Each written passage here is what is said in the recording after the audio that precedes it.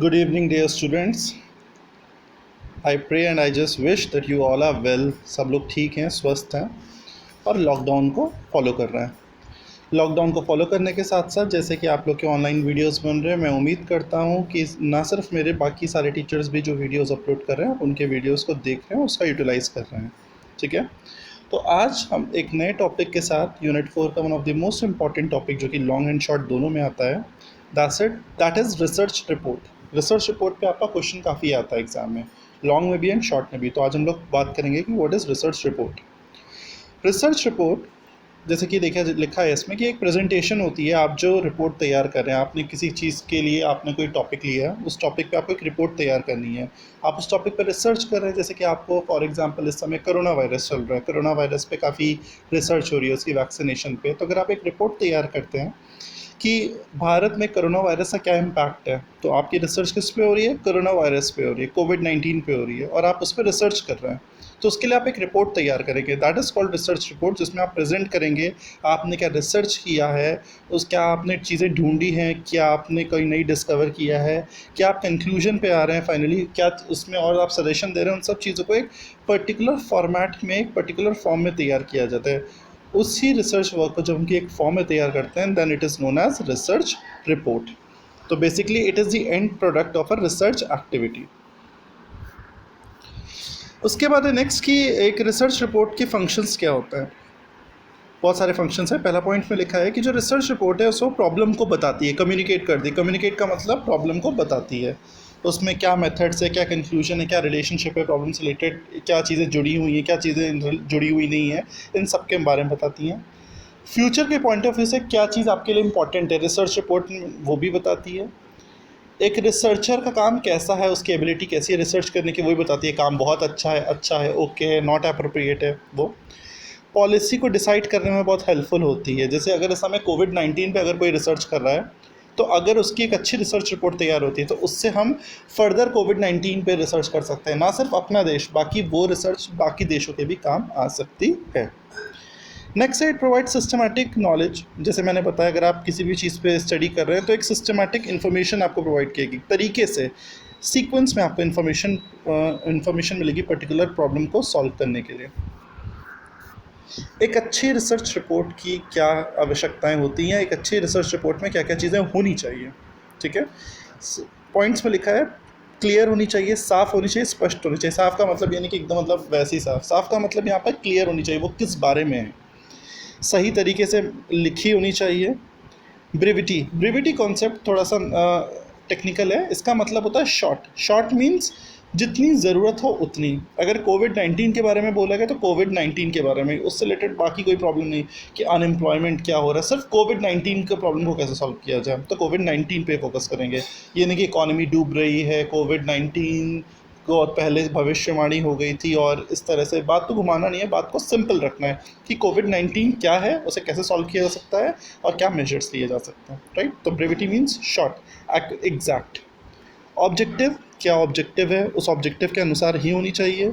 जो रीडर है, आप जिस चीज़ के लिए अपने रिसर्च बना रहे हो, उनके, उन लोगों को जिनको आपको इन्फॉर्मेशन देनी, उनके ध्यान में रखते हुए उनके अकॉर्डिंग होनी चाहिए। सही से वो पढ़ी जा सके, समझी जा सके, उसमें आइडियाज़ हों। ये नहीं कि बस कॉपीड है या बिना किसी कॉन्सेप्ट लॉजिक के बन गई है। लॉजिकल हो, कंसिस्टेंट हो, एक पर्टिकुलर मैनर में हो, प्लान ऑर्गेनाइज तरीके से हो, और उसमें हमें अपना ओपिनियन नहीं देना है। रिसर्च रिपोर्ट में अपना पर्सनल ओपिनियन नहीं देता रिसर्चर, वो एक स्टेटमेंट फैक्ट्स को प्रूफ करता है। एंड इंटरेस्ट इन अपील, कि वो किस बेसिस पे की गई है, किसको ध्यान में रखते हुए की गई है, क्या वो अपीलिंग है, ये सारी चीज़ें एक अच्छी रिसर्च रिपोर्ट में होनी चाहिए। नेक्स्ट है कि रिसर्च रिपोर्ट के टाइप्स क्या होते हैं। तो बेसिकली रिसर्च रिपोर्ट दो टाइप्स के होते हैं। अगर आप लोग सर्च भी करेंगे, तो हो सकता है कई जगहों पे आपको various types of research report मिले, लेकिन एक्चुअल में दो ही टाइप की होती हैं। पहला होता है आपका ओरल रिपोर्ट, जो ओरली होती है, एंड दूसरा होता है written report, which is in form of writing, लिखित तौर पर होती है। ये भी चार टाइप की होती है। पॉपुलर रिपोर्ट, क्या इन्फॉर्मेशन किस चीज़ की डिमांड ज़्यादा है उसके अकॉर्डिंग, पॉपुलैरिटी के अकॉर्डिंग। यहाँ पे पॉपुलैरिटी का मतलब शोहरत से नहीं है, यहाँ पे पॉपुलैरिटी का मतलब है किस चीज़ की इन्फॉर्मेशन। जिस समय कोविड-19 पे लोग बहुत रिसर्च कर रहे हैं कि हैंड वॉश करना है, सैनिटाइज करना है। कुछ लोगों ने ये भी फेक न्यूज़ उड़ा दी थी कि ये फल खाने से दूर हो जाता है, या ये सब्ज़ी खाने से दूर हो जाता है, या ये चीनी कम खाना। तो क्या होता है कि जिस चीज़ की डिमांड ज़्यादा होती है उसके अकॉर्डिंग रिपोर्ट तैयार करना, that is called popular report. ठीक है, on the base of popularity और demand. Technical report technical terms में जो होते हैं, टेक्निकल नेचर की रिपोर्ट होती हैं technical report. Internal reports particular time period के अकॉर्डिंग जो मेंटेन होती हैं वो। समरी रिपोर्ट समराइज करना इन्फॉर्मेशन को, उसके लिए जो रिपोर्ट तैयार की जाती है that is known as summary report. Next है आपका रिपोर्ट की प्लानिंग किस तरह करना है एंड रिपोर्ट राइटिंग करना। रिसर्च रिपोर्ट आप समझिए ऐसे कि ये बहुत इजी नहीं है बनाना। ये नहीं कि कोई भी बना सकता है, इसको रिसर्चर जब बनाता है तो उसके लिए उसको एक पूरा प्लानिंग करनी पड़ती है, उसको इन्फॉर्मेशन कलेक्ट करनी होती है, क्या वो सही चीज़ से बना रहा है कि नहीं बना रहा है, उसका ऑब्जेक्टिव है, उसे बहुत सारी चीज़ों का ध्यान रखना पड़ता है, तभी वो एक अच्छी रिसर्च रिपोर्ट बना सकता है जो कि फ्यूचर पर्पज़ के लिए भी काम आ सकती है। तो इस टॉपिक में हम लोग नेक्स्ट कमिंग हेडिंग में यही बात कर रहे हैं कि क्या प्लान किया जाता है और रिपोर्ट को कैसे अच्छा बनाया जा सकता है। तो लिखा है टारगेट ऑडियंस।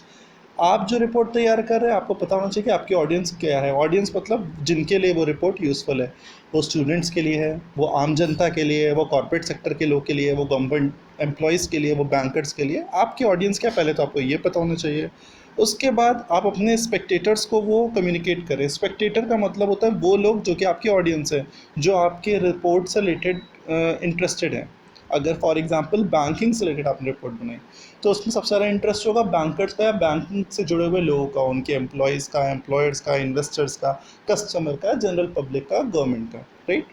तो ये होते हैं स्पेक्टेटर जो आपके इवेंट को वॉच कर रहे होते हैं, देख रहे होते हैं, जो आपके इवेंट से जुड़े हुए होते हैं, इन्फॉर्मेशन से जुड़े हुए होते हैं। नेक्स्ट है purpose of research report. Research report क्यों बनाई जा रही है, किस ऑब्जेक्टिव से, किस टाइप की है, ओरल है, रिटन है, अगर रिटन है तो वो जो 4 टाइप मैंने अभी बताए थे वो, कितना स्कोप है, कितना एरिया तक है, किस स्टाइल में रिपोर्ट करें। बहुत सारी स्टाइल होती है, इसके बारे में आगे हम चर्चा करेंगे, ठीक है ना। टर्बेनियन हो गई, एपीए हो गई, उस पर हम आगे बताएंगे। रिपोर्ट किस फॉर्मेट में बनेगी और क्या क्या चीज़ें जो डिटेल्ड है आउटलाइन उसको प्रॉपर तरीके से प्रेजेंट किया गया है, सिस्टम में लाया गया है, प्रेजेंट किया गया है, ये सब हम रिपोर्ट राइटिंग में बताएंगे। नेक्स्ट है आपका रिसर्च रिपोर्ट का फॉर्मेट। बहुत ही इंपॉर्टेंट टॉपिक है ये कि एक रिसर्च रिपोर्ट किस फॉर्मेट में बनती है। सबसे है फर्स्ट है द प्रिलिमिनरीज। ये कई पार्ट्स में डिवाइड है, सब पार्ट्स में। पहला टाइटल पेज, जो टाइटल पेज होगा वो पेज, टाइटल पेज, प्रेफेस। जो भी बुक है या कोई भी जो आप इंफॉर्मेशन शेयर कर रहे हैं उसके बारे में आप इंट्रोडक्शन देंगे कि ये इस बारे में है, इसके बारे में थोड़ा शॉर्ट इंट्रोडक्शन, इसके बारे में रिपोर्ट क्यों तैयार की गई या एक किताब इस चीज़ पे क्यों लिखी गई, क्या ज़रूरत थी, कैसे लिखी गई, ये सब आप उसमें बताएंगे। टेबल ऑफ कंटेंट्स, क्या चीज़ें कहाँ कहाँ किस पेज पे दी हुई हैं, क्या क्या table of content. List of tables and figure, इसमें आप टेबल एंड फिगर्स की लिस्ट पूरी बाकायदा बनी होगी। सेकेंड थिंग है टेक्स्ट। टेक्स्ट में सब हेडिंग में फर्स्ट पार्ट है आपका एब्स्ट्रैक्ट। एब्स्ट्रैक्ट का मतलब होता है समराइज इन्फॉर्मेशन। अगर आप लोग रिसर्च पेपर या कोई बहुत बड़ा आर्टिकल देखते होंगे तो उस आर्टिकल को 7-8 लाइन में जो चीज़ समझाती है उसे कहते हैं एब्स्ट्रैक्ट। इंट्रोडक्शन, चीज़ के बारे में इंट्रोड्यूस करना। रिसर्च प्रोसीजर, आप किस प्रोसीजर, किस मेथड से रिसर्च कर रहे हैं, क्या रिजल्ट आ रहा है, क्या डिस्कशन हुआ है, उस पर क्या क्या इन्फॉर्मेशन एक्सचेंज हुई है, और फाइनली क्या कंक्लूजन या समरी निकल के आ रही है। ये आएगा आपके टेक्स्ट में। नेक्स्ट है रेफरेंस मटेरियल। रेफरेंस मटेरियल में रेफरेंसेस के लिए जो इन्फॉर्मेशन यूज़ होती है, हम कहाँ कहाँ से इन्फॉर्मेशन अपनी लेते हैं। अगर हम कोविड-19 पे रिसर्च कर रहे हैं फॉर एग्जांपल, तो ऐसा नहीं है कोविड-19 पे हमें अपने आप से ज्ञान हो गया, वो ज्ञान हमें कहीं से मिला होगा, आइदर ऑनलाइन या ऑफलाइन। ऑनलाइन में बहुत सारे ऑप्शन है, ऑफलाइन में भी थोड़े बहुत ऑप्शन होते हैं। तो बिब्लियोग्राफी इसमें पहली चीज़ है। बिब्लियोग्राफी का ही मतलब होता है कि आपको इन्फॉर्मेशन किन सोर्सेज से मिली, पेपर के थ्रू मिली, किसी साइट के थ्रू मिली, बुक्स के थ्रू मिली, मैगजीन्स के थ्रू मिली, दैट इज़ कॉल्ड बिब्लियोग्राफी। ये सब इसमें मेंशन्ड होता है, ये सारे सोर्सेज में इंक्लूडेड होते हैं। दूसरा होता है आपका अपेंडिसेस। अपेंडिसेस का मतलब होता है एक तरीके का सप्लीमेंट्री मटेरियल जो कि एक टेक्स्ट के पॉइंट ऑफ व्यू से उतना एसेंशियल नहीं है, लेकिन रिसर्च की प्रॉब्लम को समझने के लिए ज़रूरी है। कई बार कई इन्फॉर्मेशन जो आप स्टडी कर रहे हो उसमें डायरेक्टली कंट्रीब्यूट नहीं करती, लेकिन इनडायरेक्टली वो कहीं ना कहीं बहुत यूज़फुल होती है, तो इस तरीके से आप अपेंडिसेस को समझ सकते हैं। नेक्स्ट है इंडेक्स। अगर वो प्रॉपर उसका इंडेक्सेशन है कहीं तो भी आप उसको रेफरेंस में ले सकते हैं। नेक्स्ट है आपका रिसर्च रिपोर्ट का प्रिपरेशन करना। रिसर्च रिपोर्ट इन 3 स्टेज में प्रेजेंट की जाती हैं या प्रिपेयर की जाती हैं। ऐसा नहीं कि एक बार में पूरी तैयार हो गई, इन 3 स्टेप्स में चलते हैं। सबसे पहला ऑर्गेनाइजेशन और स्ट्रक्चर ऑफ रिसर्च रिपोर्ट, उसका स्ट्रक्चर क्या है वो डिसाइड करना, फिर उसको पूरा बाकायदा लिखना। And third is documentation, finalisation उसका करना पूरे तरीके से। एक अच्छे रिसर्च रिपोर्ट में क्या क्या होता है, इंपॉर्टेंट कंटेंट्स, ये वाला पॉइंट बहुत इंपॉर्टेंट है, एग्जाम में बहुत आता है। सबसे पहले इंट्रोडक्शन, आप इंट्रोड्यूस करेंगे आप किस चीज़ पे रिसर्च की रिपोर्ट बना रहे हैं, आपके प्रॉब्लम क्या है उसको डिफाइन करेंगे, what is exact problem, why you are doing that research, why you are making that report. Research methodology, आप किस टेक्निक, क्या टेक्निक से रिसर्च यूज़ कर रहे हैं, क्या आपके फैक्ट्स हैं, क्या आपके इन्फॉर्मेशन है, आपने क्या क्या चीज़ें ढूंढी हैं फाइंडिंग्स में, ठीक है ना। इन्फरेंस, इन्फरेंस का मतलब होता है वो प्रोसेस जिससे आप कंक्लूजन ड्रॉ करते हैं। ऐसा तो है नहीं कि आपने कंक्लूजन खुद से निकाल लिया, कंक्लूजन आप कुछ एविडेंस के बेसिस पे निकालते हैं। एविडेंस का मतलब, जैसे डॉक्यूमेंटेशन वर्ड जब भी आता है इसका मतलब ही होता है एविडेंस, जो भी इन्फॉर्मेशन हमें प्रोवाइड हुई है पर्टिकुलर एविडेंस है। तो जब आपको कुछ प्रूफ मिलता है, एविडेंस मिलता है, उसके बेसिस पे आप कुछ कंक्लूजन ड्रॉ करेंगे, इसी को हम इन्फरेंस कहेंगे। फिर कंक्लूजन जो आपने at the end of the summary निकाली, रिकमेंडेशन क्या आप रिकमेंड करते हैं या इन जगहों से recommended information, and last summary और एब्स्ट्रैक्ट, जो भी इन्फॉर्मेशन है उसको समराइज छोटे फॉर्म में बताना कि इतनी बड़ी बात कहना क्या चाह रही है कुछ लाइनों में। नेक्स्ट है आपका रिपोर्ट राइटिंग स्टेजेस। एक रिपोर्ट को किन किन तरीक़ों से लिखा जा सकता है, ब्रीफ में, मटेरियल एंड डेटा को गैदर करके, ओवरऑल फॉर्मेट को वो करके रखें, डिटेल आउटलाइन तैयार करके, रिपोर्ट को ड्राफ्ट करके, फाइनल ड्राफ्ट को एडिटिंग करके, एंड डॉक्यूमेंटेशन करके। डॉक्यूमेंटेशन स्टाइल, आप जो इन्फॉर्मेशन प्रेजेंट करते हैं डॉक्यूमेंटेशन स्टाइल की, वो कई पार्ट्स में होती हैं या वो कह सकते हैं कि स्टाइल के रूप में होती हैं। जैसे modern language association style documentation, APA. APA क्या होता है, APA is American psychological association.